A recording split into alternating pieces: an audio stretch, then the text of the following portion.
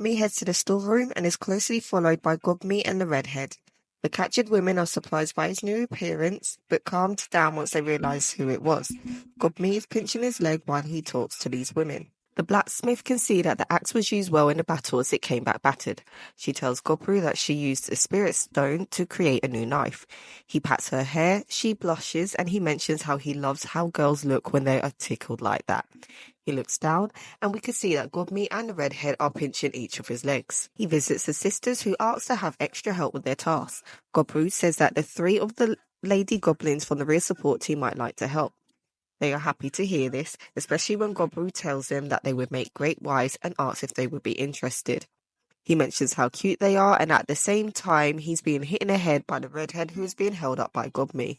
He visits the alchemist next, who is doing her potion crafting. He asks about one of the potions and finds out that it is poison. She tells him that she was going to poison his food, but then changed her mind. He lifts her up and says that she can't help it. When she smiles at him, he can feel bad energy coming from behind him from Gobe and the redhead, so he ends up picking them up as well. Day 36. Gobrou was sparring against some of the other goblins in the village, but quickly realized he is too strong for them. Gobrou heals the hurt goblins. Gokichi heads out to hunt, probably to vent some of his frustrations. Gobe and Hobsato also head out to hunt. The redhead continues with their training, and Gobrou is sewing and using a slime hand to replace his missing hand. Day 37. Morning arrives and a panicked Gobe appears holding someone in her arms. She was carrying a blood-covered carbuncle. Gobrou tried healing her, but suggested asking the alchemist if they had anything that would help.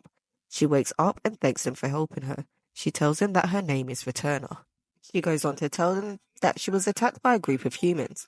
They were after the gem on her head as it is worth a lot of money. Returner asks Gobrou if he could help her chase off the adventurers. She explains that she doesn't have long to live. She is an artificial carbuncle created by the legendary mage Velvet.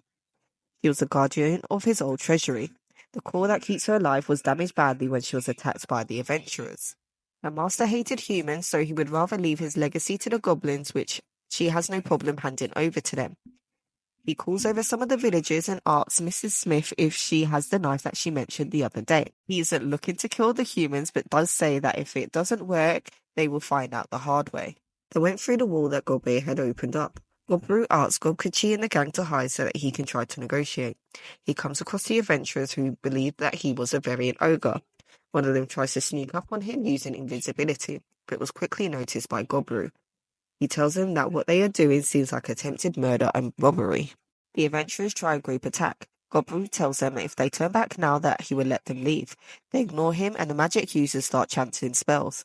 Gobrou thinks their job ethic is shoddy and isn't impressed. The spells hit Gobrou and the adventurers believe that they have taken care of him until the smoke clears and they see that he is still there. Gobrou is mad. He retaliates and starts using magic against the adventurers. Gokichi and the gang appears behind Gobrou. They strip the adventurers of all their belongings and split them amongst the group. Gobrou has learnt the new abilities Assassin, Crusader, Guardian, High Wizard, Priest, and Enchanter. The gear was high quality, so Gobrou decided to eat them and earns the following abilities of Status Concealment and Item Box. Returner leads them to the treasury. Her master remains are still on the throne. She tells Gobrou again that he can take the treasure before shortly passing and disappearing while leaving the gem behind. Gobrou eats the gem and learns Golden Order. They have a moment of silence for Returner before collecting anything of value. Gobrou didn't want to leave Velvet's body behind, so he cremated it. The remains of the body left behind a gauntlet which Gobrou quickly put on the arm that was missing a hand. The gauntlet responded by having tentacles come out and pierce his arm before fusing with his body. He is notified that he has gained a legendary class Arm Blast, Spell Blast, Self-Evolution, and Attribute Echo. It is now a part of him and can be used at will to transform, rotate, and produce poison and string. They head back to the village and Gobrou closes up the hole in the chamber. They found some good loot, so Gobrou decides to have a party in the village. Day 38. Gobrou is assessing the collection they got from the dungeon the day before with the blacksmith. Day 39. Gobrou gave some of the magic items to 15 of the hobgoblins. For himself, he took the Vermilion Spear, Kazuklu Bay, and a magic bracelet called Solitary Fury. This gave him 3 legendary artifacts if you include his new arm. Gobrou explains that the legendary weapons are valuable enough that entire countries will take action for them. In the afternoon, a hunt was on for ingredients for a stew. Their improved skills made hunting easier for everyone. Gobrou mentions that he was concerned that the redhead didn't do any fighting. Day 40. Gobrou tries to determine everyone's rank with the hobgoblins by having a series of battles. As everyone has leveled up nicely, Gobrou thinks about starting a mercenary company. Day 41. Gobrou headed out into the mountains alone in order to pursue previously unseen prey. He first comes across a golden spider. He pried away the carapace, and after eating it, he gained the ability Gold Thread and Golden Spider's Shell. Next was a red deer with antlers that looked like they were made out of rose quartz. Wandering in the woods, Annie comes across a massive tree. The tree was home to a dryad.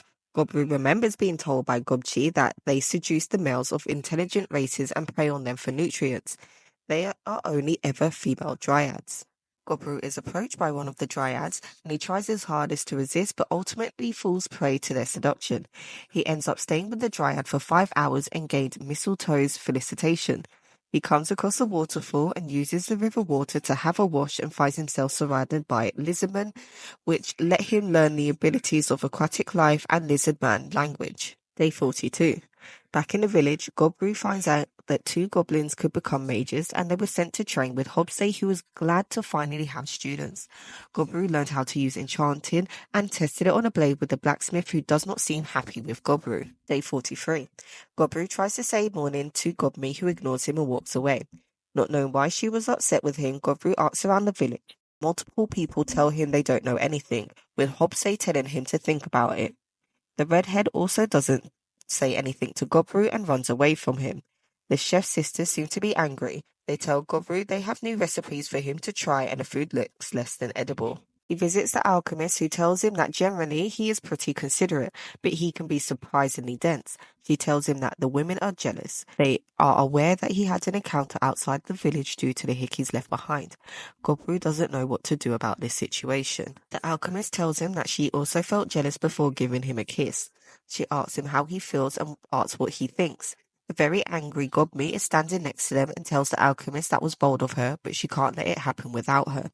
The other women who are jealous in the village are also standing to the side. They don't want to be left out either. Gobrou ends up spending the night with all of the women and uses a few of his abilities while he does so. Gobe tells Gokichi not to interrupt as Gobrou is busy. Gobrou mentions that if anything were to happen, that he would take responsibility. That's it for the recap for Monster. And don't forget to like, comment and subscribe, and stay tuned for the next recap.